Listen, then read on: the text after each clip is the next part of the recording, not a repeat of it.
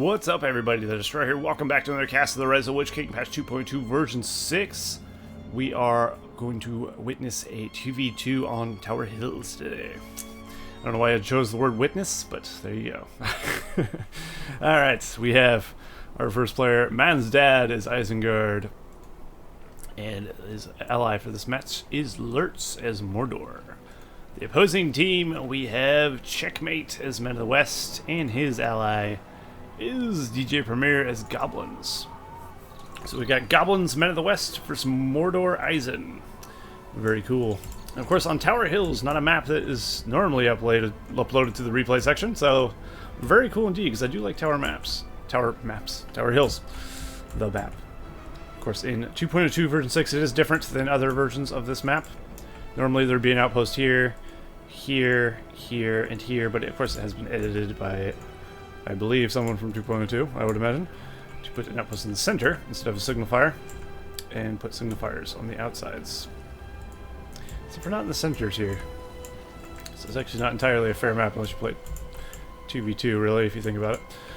But that's what you expect. It's a 2v2 map. But a lot of people do play this map for free-for-alls as well. I used to. But anyway, that's irrelevant. Of course, DJ Premier is going for Goblin Cave start there. Getting a second Goblin Cave up as well. And he has got 3 tunnels there so far. It looks like Checkmate is going for his archery range, 3 barracks, 3 farms, and a barracks. God, I keep saying the wrong words today. Barracks start there. And Lurtz is going for Orc Warriors from 2 caves. I'm on fire. 2 Orc Pits.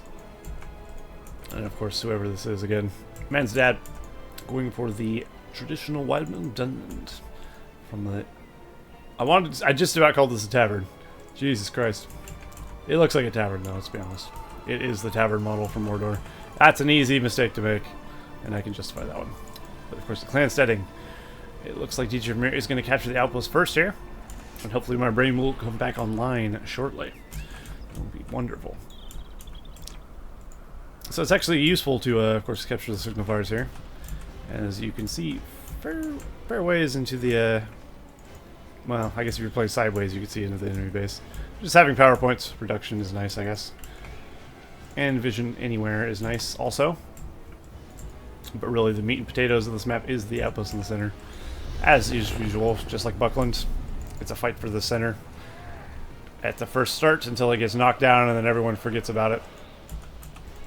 Which will probably happen shortly. Looks like Lurtz has sent some orcs in here, and Checkmate is sending some Gondor archers to engage. Unfortunately, he's going to have to line of sight around to get a good vantage point on these orcs. And it looks like the Isengard player, ManzDad. I was really scouring my brain for his name. I wanted to say Lurtz, but it's the other guy. ManzDad does own the outpost there. And I'm assuming Mordor threw it on the Tainted Land. Indeed, Lurtz did throw down the Tainted Land.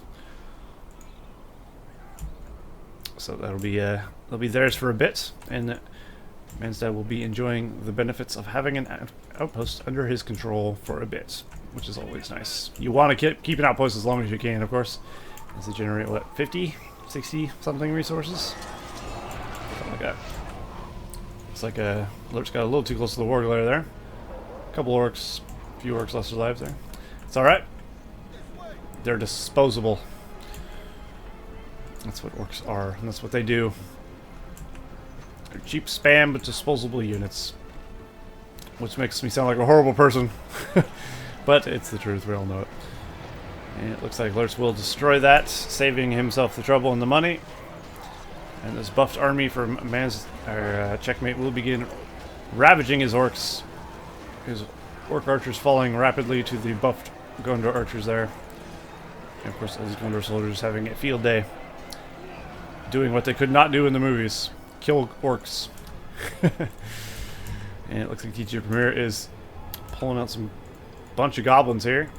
Possibly for an attack here on ManzDad, who is running off of 2 of these clan settings. So he'll have twice the spam. He's going to go for one of them for axe throwers, though. Good call. Axlors are cheap. They're really effective against the infantry and buildings. They have slightly less range, of course, than a crossbow, but the structural damage aspect of them is great. And of course they can be upgraded with heavy armor and forged blades, which makes them very good. But even without them, they're fairly good. So I like that play quite a bit, especially against a spam faction. Spam, Isengard spam it's reasonable. But it looks like things aren't going particularly well for Lurtz here. The archers just camping out, waiting for something to spawn out of here, which will be happening shortly. Meanwhile, these Gondor soldiers are trying their damnedest to get rid of this orc pit, and I think they might fail, actually, sadly enough. Dietrich is going for a pretty big attack here, it looks like. He's got goblins all over the place. But the army of ManzDad is superior, though, I would say, as he does have two things, Axlors and Wildmen. The Wildmen can 1v1 Goblin Warriors, I'm fairly sure, with not too much trouble. And Axlors are just beasts. For their price, they're very good. They're only 250, and they're only 48 command points. And of course 150 for Wildmen and Dunlin, 48 command points. So you can have a fairly sizable force of them, as well as them being just dirt cheap. Of course you will have to throw some pikes in there later on, assuming someone goes cav, which looks like Dietrich might be thinking of doing. As he does have himself a spider pit, he's also got himself an interesting plus-shaped 4-goblin cave situation there. And it looks like we do have some cav actually here, or the beginnings of some cav for checkmates. And indeed, ManzDad still has the outpost there. It looks like Gondor is going to try and fix that, or Men of the West rather. Gondor and Men of the West, it's all the same. They're Men of Gondor, soldiers of Gondor. We do have Easterlings out here, which is good. Good to be prepared. He's got Easterlings and Malthasarn, so he can deal with cav fairly well, I think. So Lurtz shouldn't have too much trouble with the Gondor Knights that are going to be coming out of here. Or Rohirrim, actually. Rohirrim and Eomer, in fact. He needs to throw this, and he will indeed throw his spear eventually. I love that quote.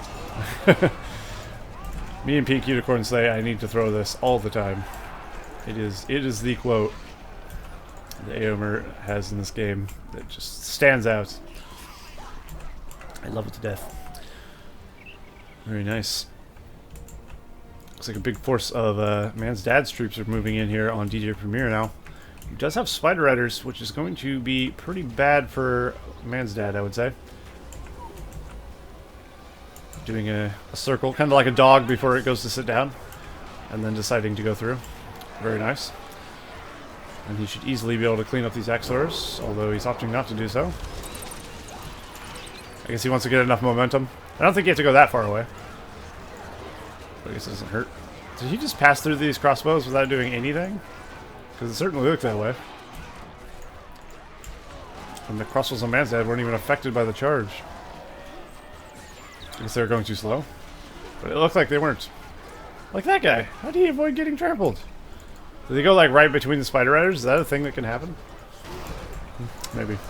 Anyway, there's a Rohirrim charge here from Checkmate. We're deep in the bowels of these orcs. That sounds wrong. That's not exactly what I meant.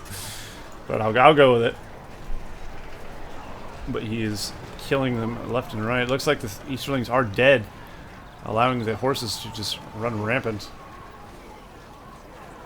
And I don't see the Malthasarn anywhere. Did he fall already? He may have fallen, or he pulled him back. It looks like, actually, we got some sneaky battering ram tactics here being employed by Lurtz. Although I don't know if it's going to go unnoticed. Ah, there's the Malthasarn. Killing off some of these Gondor Knights. He should probably throw this Doubt before he takes too much damage. Although Eomer is something to be scared of as well. Eomer could potentially finish him off with a spear throw. And he is going to do it. Is it going to be enough, though? Oh, it's not quite an Eowyn spear throw, is it? Eomer's spear throw is more unit damaging AoE, unfortunately. And it doesn't do much to single target hero kind of things. As to where Eowyn's is more hero damaging and less... It has no AoE impact. Ooh, there's a lot of Spider Riders there. 3 battalions of Spider Riders for DJ Premier. Up against the Pikemen and Axor army of ManzDad there. He also has his Sharku. Very nice. Also employing bold lumber mills all around the map. If you're Isengard, you definitely want to go lumber mills, like heavily. More so than other factions, I would say. Because, of course, you get that Fuel the Fires, and you are just booming in economy. But, of course, even without Fuel the Fires, you're just booming in economy. Lumber mills are great. You should definitely utilize them when you can. Well, the bottom team has fairly sizable cavalry forces, and the top team does not. I think that puts the top team at a disadvantage here. Checkmate with his Rohirrim and DJ Premier with the Spider Rider army. Unless they attack with entire armies of spearmen, they're going to have a bit of issue, I think. But it looks like ManzDad is defending well enough against these Goblin warriors with his other things, his Wildman. He's going for attack here. Another good thing about the Spider Riders and the Rohirrim, in fact, they can both switch to bow mode, making them very versatile, trying to pick off the pikemen as they can't just charge them, obviously. But they're not the best of archers in the world. Otherwise they'd be overpowered as shit. But against like Wildmen, they drop them fairly quickly. More distance, so that's very nice indeed. Sauron's going for an assault here, trying to do some damage, trying to get a farm. Fortunately, he's intercepted by some soldiers and some Rohirrims. And we're really trying to make that spear throw stick. It is just not working out for him. Although I think Sauron can't actually run away here, and he's going to fight to the death. Why would you pull back? He's so close to dead. What? Either there's an emergency at his base. Ah! I see. Great tactic there by Lurtz. Keeping his enemy occupied with a very wounded Balthasar while he rushes the fortress with battering rams. That was great. And he does indeed take down the fortress of Checkmate.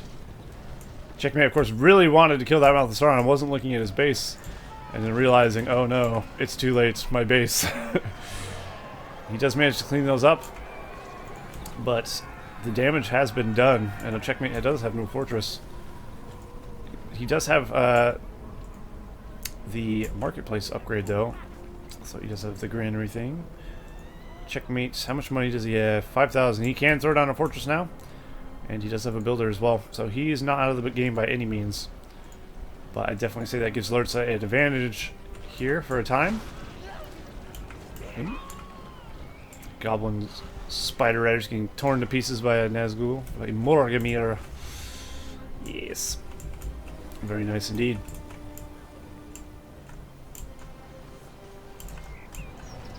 Balthasar is now level... He's still level 4. Okay. But still, he gets that doubt ability, which is really good. Reducing enemy armor damage and nullifying enemy leadership is really, really good, in fact. Oh man, this fell beast is having a time of his life. He does need to be a little bit careful, but he doesn't have to worry about the fortress. That's the thing. He could start swooping down upon the fortress or all the farms or whatever he wanted to. Because the fortress is not there to defend them. Without a fort, that really shows how weak your base is. But he does have some Athelian Rangers who have now been debuffed at least. He does have Screech ready to be used as well if he needs to. I think Lurtz is definitely taking advantage here. I was wondering what the radius was on that. It's clearly not affecting these, so it's not that far. It's hard to judge when something's flying around as well. I think Balthasar's going to escape by the skin of his teeth. Unless these Rohirrim are going to intercept him and kill him off. But I highly doubt it. Looks like he's actually trying to intercept him. Some weird old micromanagement. Of course, the Morgamir is going to actually take care of those. No problems. Picking up a horse and just dropping him. What a death. Let's go over here. We spent a lot of time over here, haven't we? DJ Premier is on the defensive here. Well, it looks like ManzDad is bringing in a lot of wildmen and pikemans. Does he have a hero yet? I mean, he has Sharku, obviously. I already knew that. No Lurtz, I don't see. We do have a Gorkill the Goblin King, though. Because I do see a totem. I did hear the totem first. I didn't see him at first. But he is indeed there. Sharku versus Gorkill. Epic battle of the ages. Said no one ever. And Sharku will run away. Because he's obviously shit.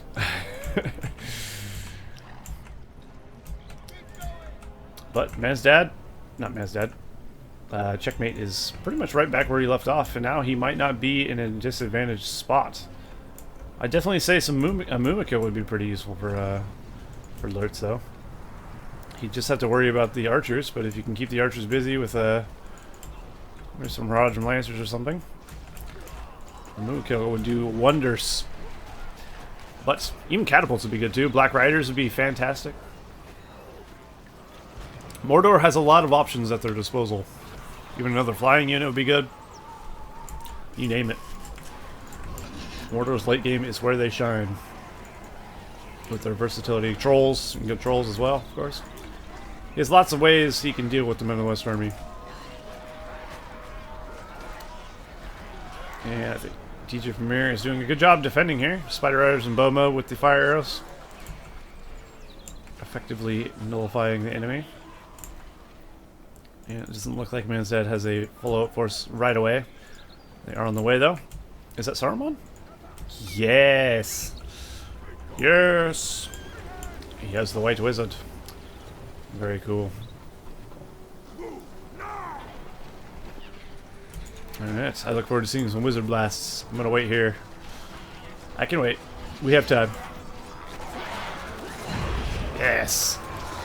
I fucking love Wizard Blast. Wizard Blast is my favorite. Well, it's not my favorite power. It's my favorite basic power, let's put it that way. Let's be honest, nothing beats Word of Power. That's just cool.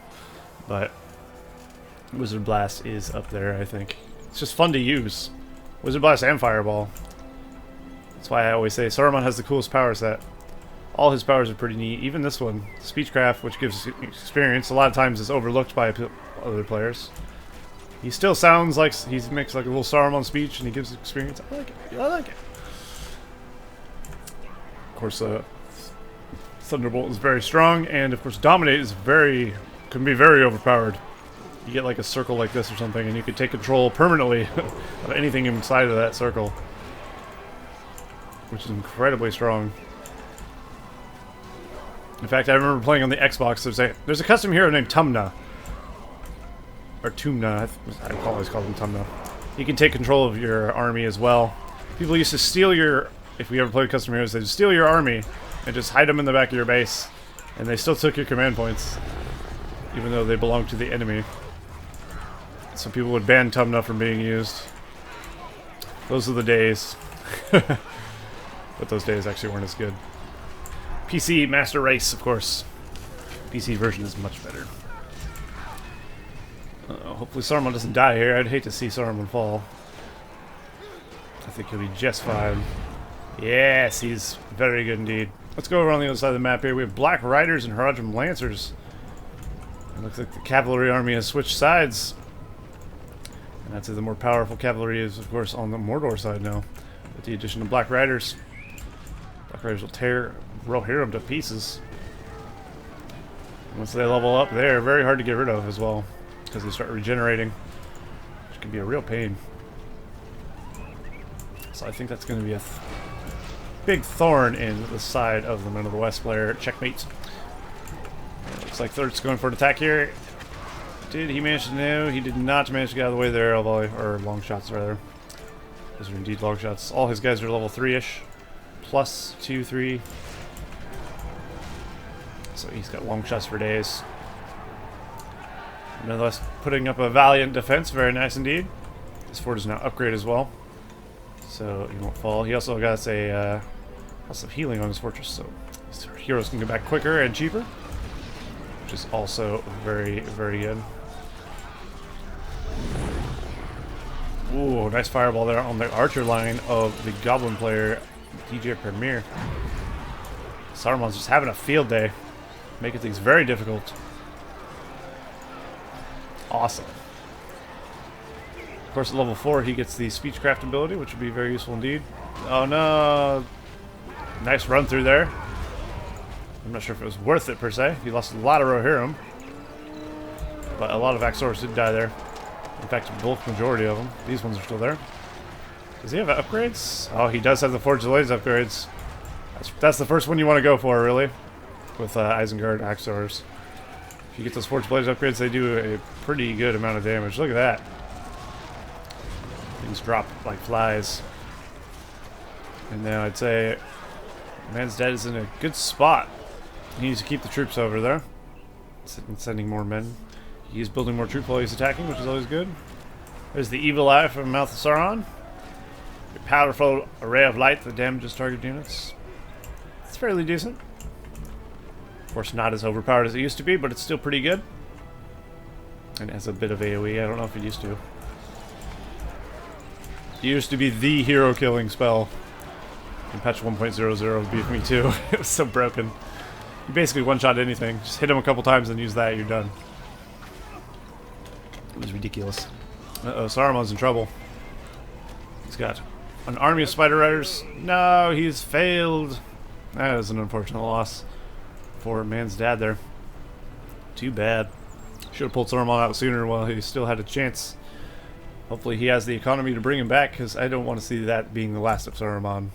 Hopefully he's already reeled him. Yeah, it looks like he's got Watcher as well. Let's take a look at the top powers here. Eachmir has Scavenger, some basic powers there. Got Summoner Hiram for checkmates, ready to be thrown down. Looks like he's summoned hobbits as well there. And Barricade and Barrage from Mordor. Lurtz there. Looks like he did use Barrage somewhere, but I'm not sure where. I guess look for the scorch marks would be the right way to do it, but it could be anywhere on the map really. And they're probably dissipated by now. He's got a couple catapults, some Easterlings, some orcs. Fairly standard Mordor force. He is indeed going to employ Mumakil. Yes! Very cool. I love Isengard and Mordor combos because they get to employ two of my favorite things. Saruman and Mumakils. The only thing that would make that better is Boromir's. Oh, and there we go. The Watcher going down, decimating the army of DJ Premier. Ooh. Watcher is a nasty creature. Goblin King is up to level 4 there. If Goblin King ever gets to level 10, then of course that will be nasty. Very cool though, very cool indeed. The Rohirrim have been summoned in. And they'll be doing a bit of damage, but there is a Sharku here who's apparently not bothered. Kind of bothered, but not really. And we have Morgamir being sent over here. He's up to level 4 now. And it looks like Lurtz is going for an attack. His catapults are exposed, though. Oh, jeez. What a run-through. Rohirrim just decimated the army of Mordor there after freezing them all with the horn of Boromir. That's a bit of a setback for Mordor, definitely. Boromir is fighting to the death, though. He does fall, unfortunately, defending his homeland. The Black Riders are still on the field as well as Mouth of Sauron. Of course, they are level 4, though. Once they get past level 2, they start regenerating. So these will start regenerating pretty good pace once they get out of there. As long as you can keep them from completely being eradicated, they will live forever. Pretty much. So far, a pretty good battle, though. Very back and forth. Very action-packed match on Tower Hills, which is unexpected. But I'm enjoying it. I'd like to see more nice maps, or nice matches on maps that are not Buckland in the replay sections. That's always good, in my opinion. Yes, here we go. The big beauty itself, the Mumakil. Yes, or the Mumik, I guess. Mumakil is the plural, of course. But it's strange that the BFME team didn't actually know that, apparently. Like, it was changed to Mumik by the 2.0 team, I believe. Because they used to say Mumakil. You would think someone would have checked up on that lore or whatever. I guess it's a slight oversight. It's not really a big deal, but still. Plenty of people make mistakes. It's really not. That's a minor mistake to the minorest degree. Who gives a shit? I'll still call it a Mumakil. We got Half-Troll Swordsman out in the field here for DJ Premier. Very strong unit. I was still getting absolutely butchered by the super buffed up army of Eisen.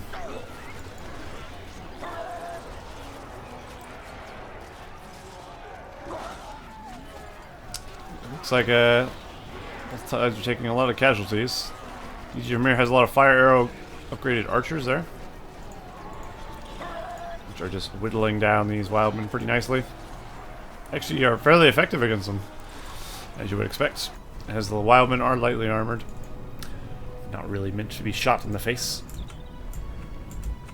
The Rohirrim army is getting sizable, though.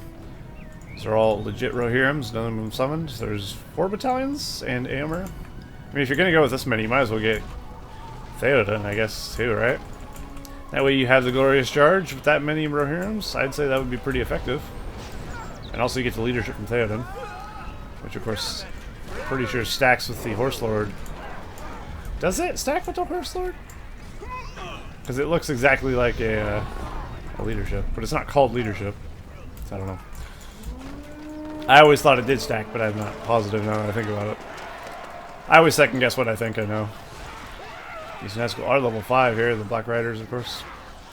You could also use the Morgul Blade to turn someone into a Barrow-Wight if you wanted to. See, he's not opting to do that though. Lurtz is control of the outpost here, so he's still benefiting from that. Ah, there, look over here, there's a dead Mumakil. Way to break my spirits. Unfortunate. Looks like Lurtz has to flee back to Mordor here. Is he getting another one? I hope he gets more. Mumakil are great, but if they get burst down by archer fire, they're not going to last too long.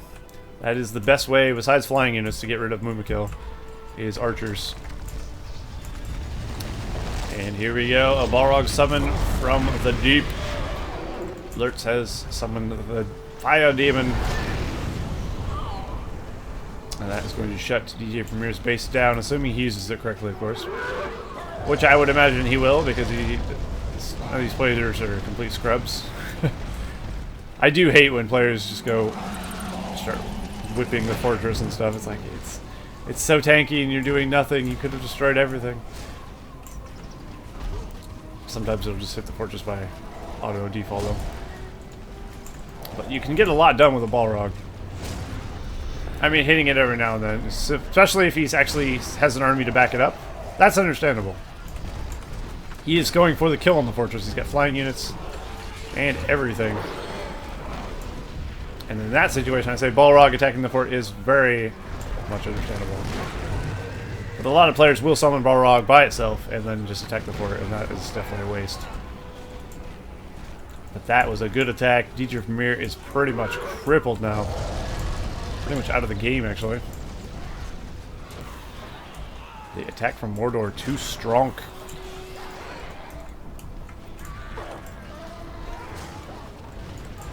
Brutality. Brutality of it all. Oh, there's also some Isengard battering rams there. Didn't even see that little guy. The damage has definitely been done. Well, he's not out, so... Will they finish him off, or will he rebuild? Only time will tell. Looks like Sharku's gonna be... Whoa! He almost got picked off. Has he built over here in his allies' base? Does he have a builder? He does indeed, and he's building another fortress. Looks like down goes the barrage, though, on the fortress of Checkmate. A little Mordor invasion party about ready to go in here. Troops lined up for miles. And in he goes. He's got to be a little bit careful with his flying units. Some of them are a bit wounded, and they do take a lot of damage from arrows, as you would expect. They gotta worry about Éomer destroying the catapults, though. If they can keep these catapults alive, they will take this fort down, but... Ooh. Gandalf! Nice lightning sword there. Getting up to level 3, very good. And now it looks like the base of DJ Premier is being finished off here by ManzDad. No problem, he's bringing battering rams and upgraded Isengard troops. And that should be fairly easy. He's also got Deathbringers and Saruman back. Very cool indeed. And yeah, things are looking bleak for the southern team, I gotta say. Even if his fort does get up here, and he does manage to get a base, they will have lost 3/4 of the map to the other team. So obviously that's very bad. Well, I guess it's more than 3/4, isn't it? Well, Maybe not. If you count it like this in a square formation, they have one corner. That's what I'm trying to get at. It is one corner. That's a lot of Athelians, though. These are being very bold. That is a Witch King. Ooh, sounds like the Mouthsarn did fall there. Is the Witch King going for what is the Witch King doing here? Just like freaking out what he will get out of there.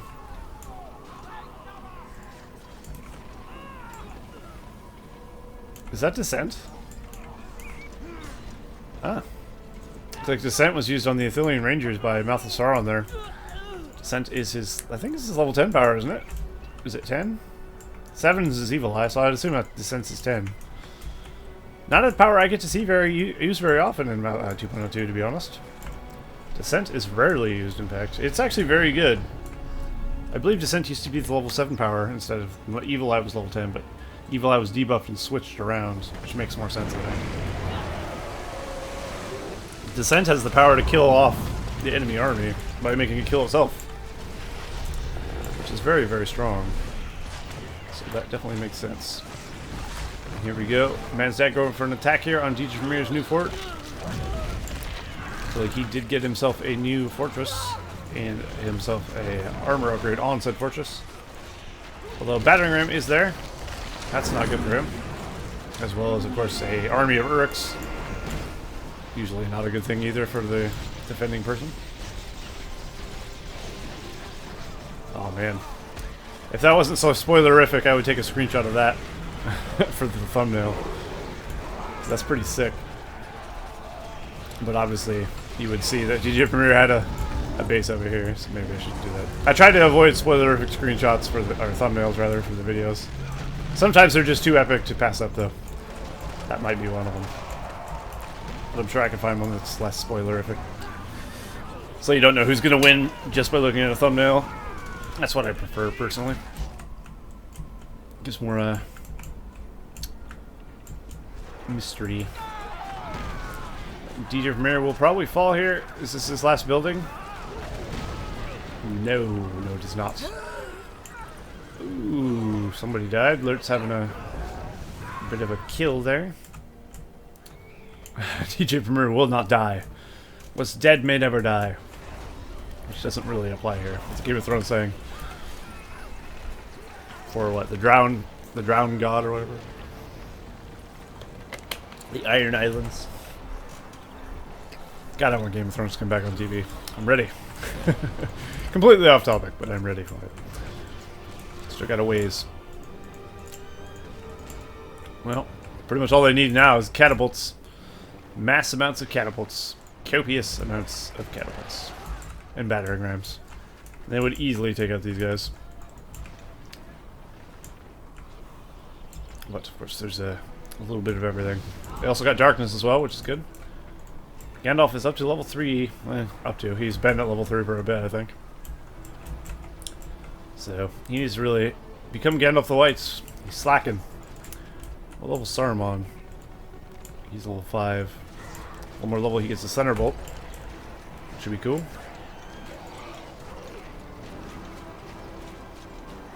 But this is definitely the last stand of the Men of the West Goblin Alliance. The Mordor, Isengard. The Union of the Two Towers proving a bit too strong. Oh dear. There's a goblin, or a goblin, Army of the Dead summon there. Actually killed off the Black Riders. Ouch. That's a sucky loss for him. Oh, you did not. Well, I guess he didn't really have any other choice. Normally chasing down somebody with the Army of the Dead is pretty bad idea, but actually they caught him. So that's good. Because they despawn fairly rapidly. Obviously. So I would say if there was an army at his base, then definitely stay there, but the only thing at his base was flying units, so you can't attack those. I say that, but I think I actually have seen an Army of the Dead kill a fell beast while swooping down, if I'm not mistaken. No, he's fallen into shadow. Unfortunate. Well, unfortunate for Gandalf. Fortunate for Saruman. And in comes the army of Isengard. ManzDad looking to go for the killing blow here. He's got the battering rams. He's got the Isengard army. And of course, Lurtz has brought the fell beasts, the Witch King of Angmar. I guess at this point he's not called the Witch King of Angmar. Is he still called the Witch King of Angmar? I guess he is. But he's the Witch King of Mordor. What him up? Ooh, clutch rebuild there. Of course, it's not going to make a difference. We've got Deathbringers, we've got battering rams, axe lords, and a fortress. There's 1,250 resources, in case you're wondering. And there goes the barrage, killing off Checkmate, leaving Niedermere with a single goblin cave. And this is the end. There we go. Cool. That was a nice match. I enjoyed that greatly. Yeah, that was pretty hard fought by both teams, I could tell. They both did pretty well, I think. But I'd say, obviously, the northern team took the advantage and won the match. So, yeah, hope you guys enjoyed that cast. Good to see a match on Tower Hills. I'd love to see more. But I will see you guys in the next cast of the Rise of the Witch King, patch 2.2, version 6. See you all next time.